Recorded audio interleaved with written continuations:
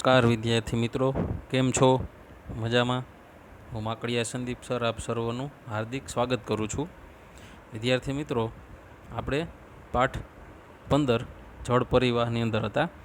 એમાં આપણે આજે બીજો તાસ, જેમાં આજે આપણે ઉત્તર ભારતની નદીઓ એટલે કે હિમાલયની નદીઓ વિશે આપણે ચર્ચા કરીશું.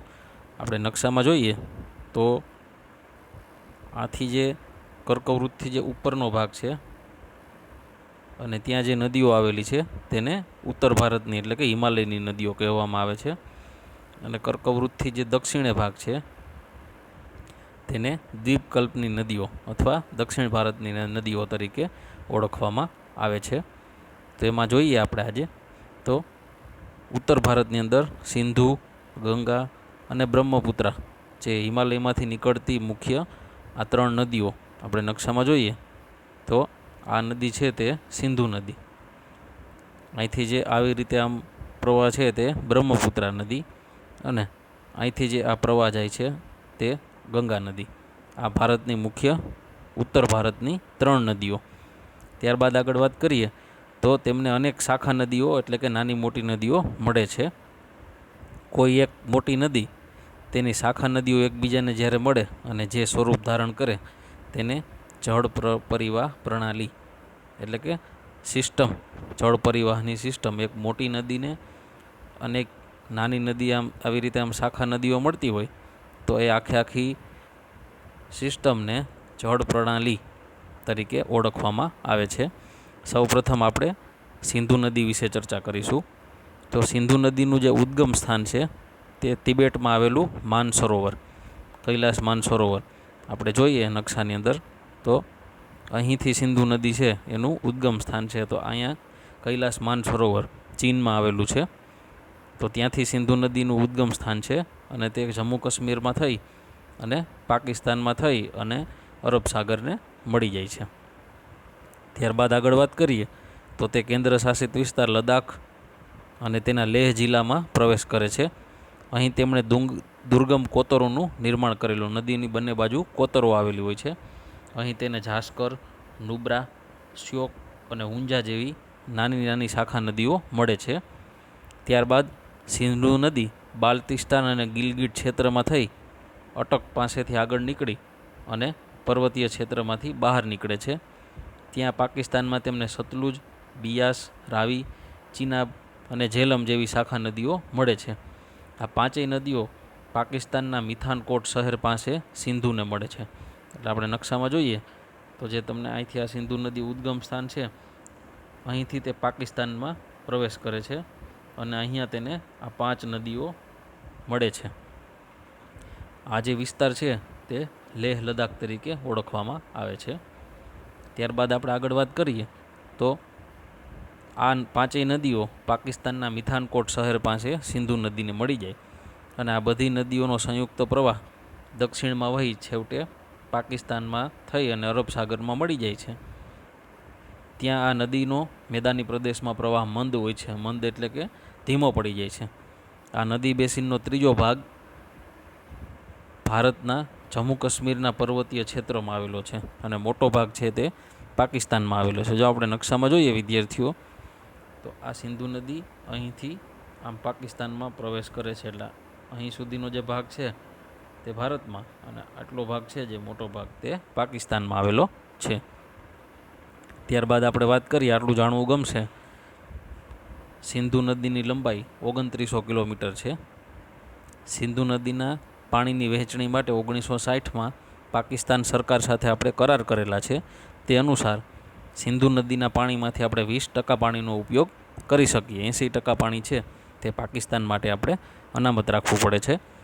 સતલુજ, રાવી, બિયાસ આ વગેરેના પાણીના ઉપયોગથી પંજાબ, હરિયાણા અને રાજસ્થાનના દક્ષિણ પશ્ચિમ ક્ષેત્રોમાં સારી એવી સિંચાઈ શક્ય બની છે.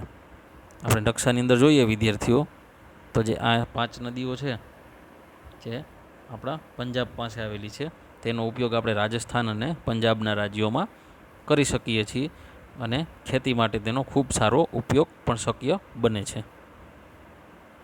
હવે વિદ્યાર્થી મિત્રો આપણે ગંગા નદી પ્રણાલી કે જે ભારતની સૌથી મોટી નદી ગણાય છે. હિમાલયના ગંગોત્રી હિમ ક્ષેત્રમાંથી નીકળી ત્યાં ભાગીરથી અને અલકનંદા એવું નામ છે. આ બે નદીઓ ઉત્તરાખંડ રાજ્યની અંદર દેવપ્રયાગ પાસે મળે છે અને હરિદ્વાર પાસેથી મેદાની પ્રદેશમાં આગળ વધે છે. આપણે નકશામાં જોઈએ તો આ ગંગા નદી છે તે અહીંયા બે શાખામાં અલગ અલગ નીકળે છે, ભાગીરથી અને અલકનંદા. ત્યારબાદ તે એક થઈ અને ગંગાના નામે ઓળખાય છે. આગળ વાત કરીએ તો ત્યારબાદ હિમાલયમાંથી આવતી અનેક નદીઓ ગંગાને મળે છે. તેમાં યમુના, ઘાઘરા, ગંડક, કોસી નદી છે અને હિમાલયના યમુનોત્રી પાસેથી યમુના નદી નીકળે છે, જે ગંગાની શાખા નદી છે.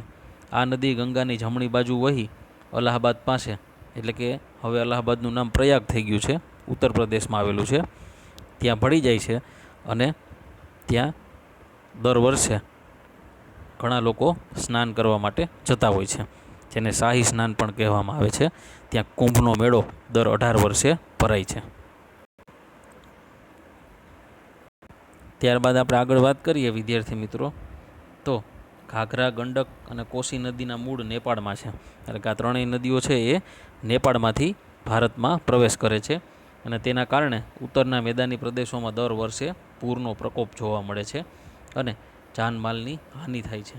ત્યારબાદ આ નદીઓએ રચેલા ફળદ્રુપ કાંપના મેદાનોમાંથી ભારત છે એ કૃષિ ક્ષેત્રે ખૂબ સમૃદ્ધ બન્યું છે. એટલે આપણે ઉત્તર ભારતની અંદર કાંપના મેદાનો હોવાથી જે આ આખો પ્રદેશ આપને દેખાય છે તે ખૂબ જ હરિયાળો અને ખેતીલાયક છે. ત્યારબાદ આગળ વાત કરીએ આપણે તો દ્વીપકલ્પીય ઉચ્ચ પ્રદેશમાંથી નીકળતી કેટલીક નદીઓ ચંબલ અને બેતવા યમુનાને મળે છે અને સોણ નદી ગંગાને મળે છે. નકશામાં આપણે જોઈએ તો આ ચંબલ નદી અને બેતવા નદી, આ સોણ નદી, ત્યાં એનો પ્રવાહ આમ ઉત્તર ભારત તરફ છે. બાકી બધી નદીઓનો પ્રવાહ છે તે આમ નીચે તરફ આવે છે. એટલે આ ત્રણેય નદીઓ છે તે ગંગા અને યમુનાને મળી જાય છે. ત્યારબાદ આપણે આગળ વાત કરીએ તો આ ચંબલ બેતવા નદીઓ અર્ધશુષ્ક ક્ષેત્રોમાંથી નીકળે તેની લંબાઈ પણ ઓછી હોય છે અને જળજથ્થો પણ મર્યાદિત હોય છે. ઉત્તર તથા દક્ષિણમાંથી મળતી નદીઓનો સંયુક્ત પ્રવાહ આગળ વધે છે અને બે ભાગમાં વહેંચાય છે. ગંગા નદીનો એક ફાટો બાંગ્લાદેશમાં જાય છે અને ત્યાં તેનું નામ પદ્મા પડે છે. દેશ બદલે એટલે નામ પણ બદલે.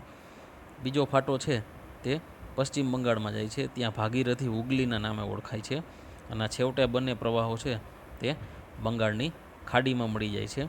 આપણે જોઈએ નકશાની અંદર તો આ ગંગા નદીનો એક ફાટો છે તે બાંગ્લાદેશમાં જાય છે અને જે બીજો ફાટો છે તે આપણા ભારતમાં અહીંયા સુંદરવન આવેલું છે, ભાગીરથી હુગલી નામે ઓળખાય છે.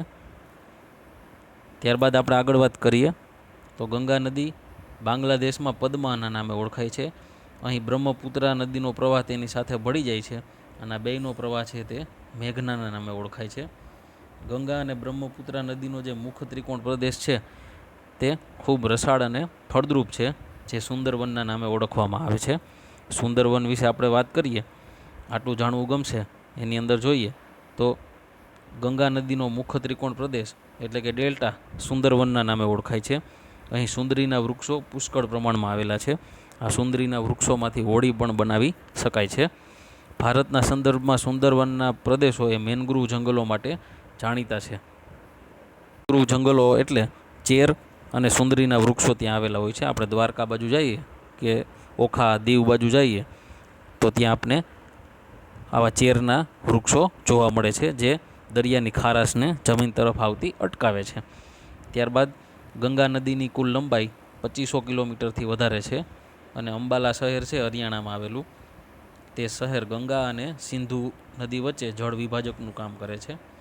અંબાલાથી સુંદરવન સુધી 1800 કિલોમીટરનો આખો લંબાઈ ધરાવતો મેદાની પ્રદેશ છે, પરંતુ અહીંથી ધીમો ઢોળાવ છે અને અંબાલા સમુદ્ર સપાટીથી 300 મીટર ઊંચું છે.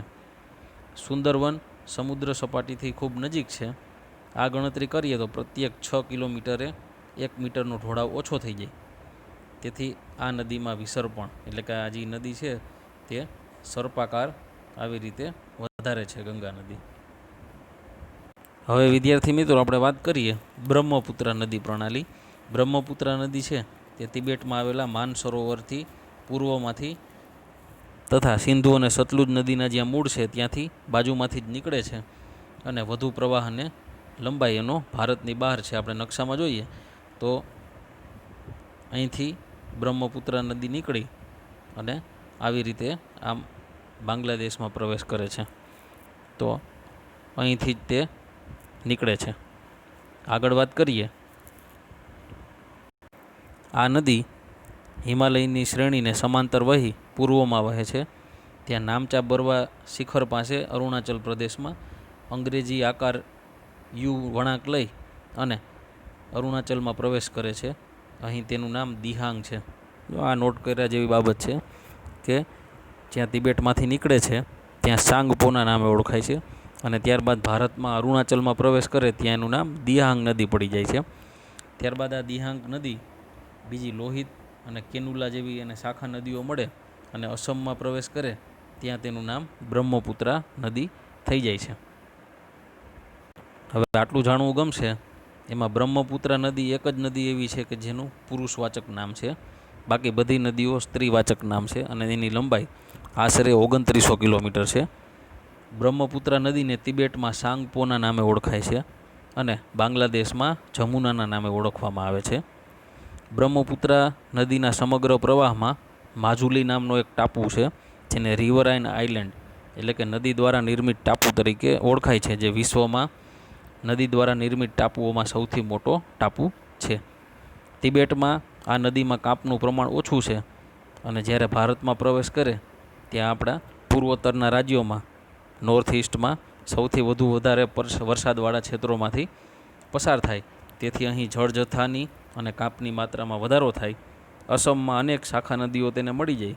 આમ બ્રહ્મપુત્ર નદી એક ગુંફિત સ્વરૂપ એટલે કે ઘણી બધી શાખા નદી મળતી હોય અને ગુંફિત સ્વરૂપ તરીકે ઓળખવામાં આવે છે.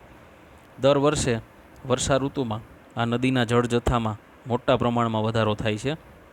એટલે કે જ્યાંથી નીકળે બ્રહ્મપુત્રા ત્યાં સૌથી વધુ વરસાદ પડે છે, એટલા માટે એમાં પાણીનો જથ્થો પણ વધારે હોય છે. પરિણામે અસમ અને બાંગ્લાદેશમાં વારંવાર પૂર આવે છે.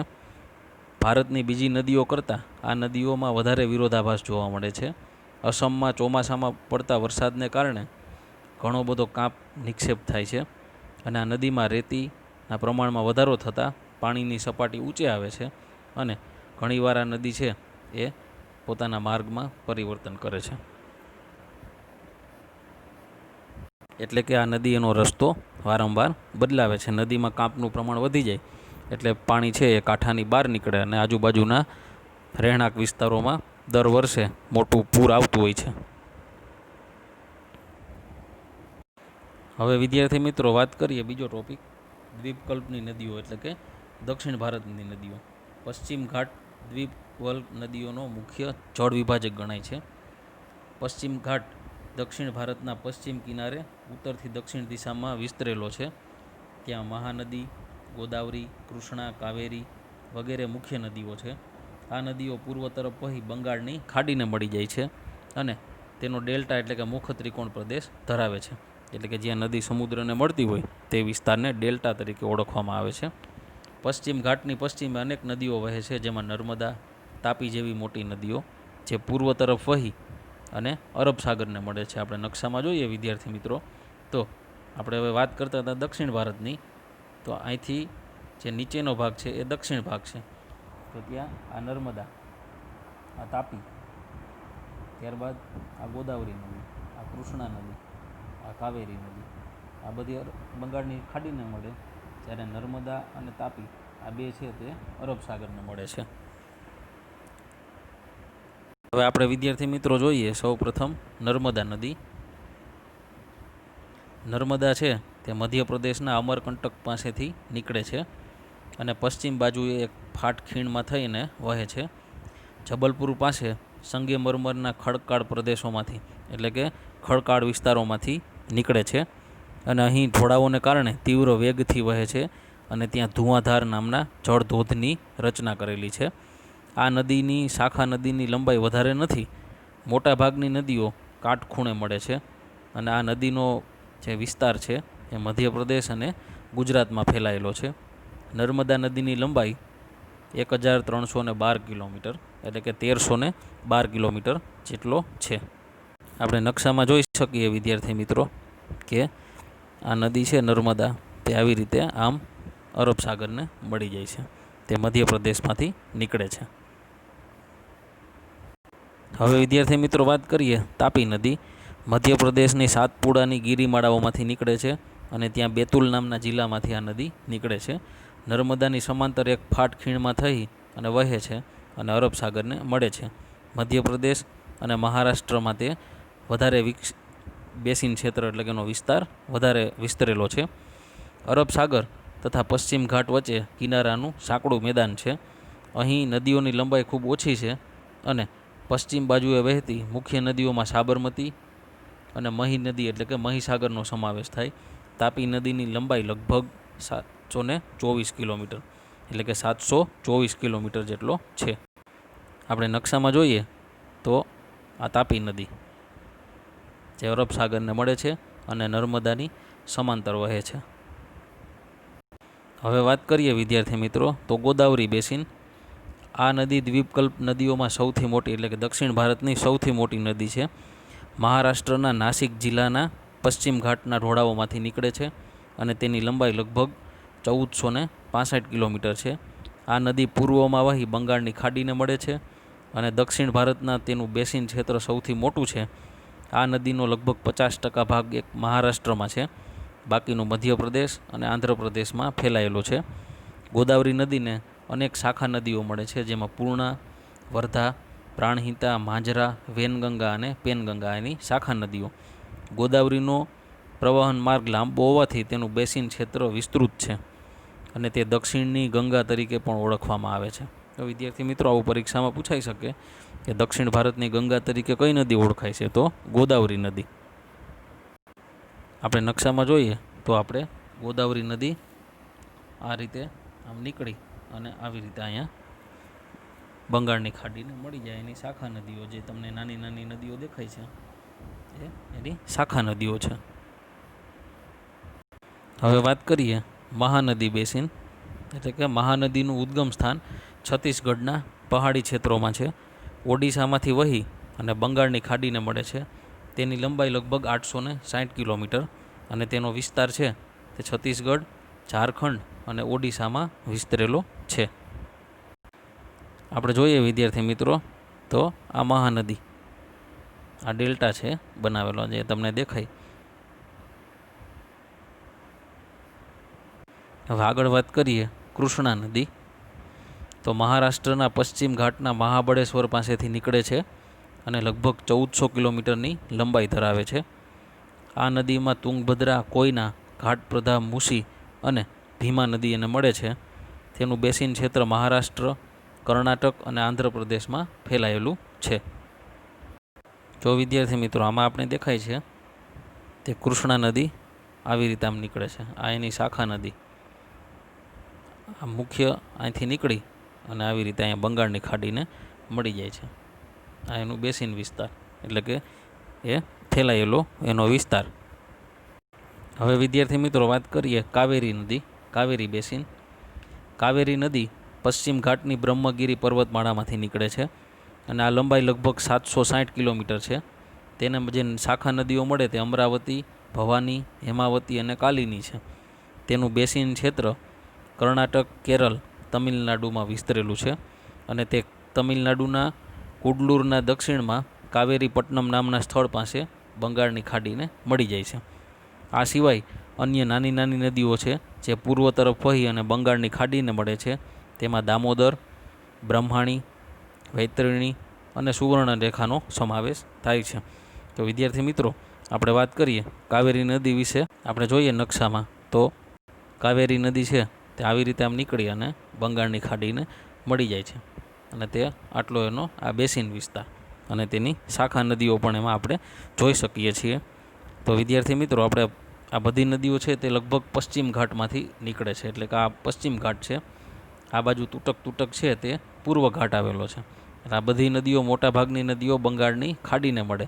બે નદી જેવી છે કે જે અરબ સાગરને, એક નર્મદા અને એક તાપી, આ બે નદી જ છે તે અરબ સાગરને મળે, બાકી બધી નદીઓ દક્ષિણ ભારતની છે તે બંગાળની ખાડીને મળે છે. તો વિદ્યાર્થી મિત્રો, આ તાસમાં આપણે અહીંયા સુધી રાખીશું. ધન્યવાદ.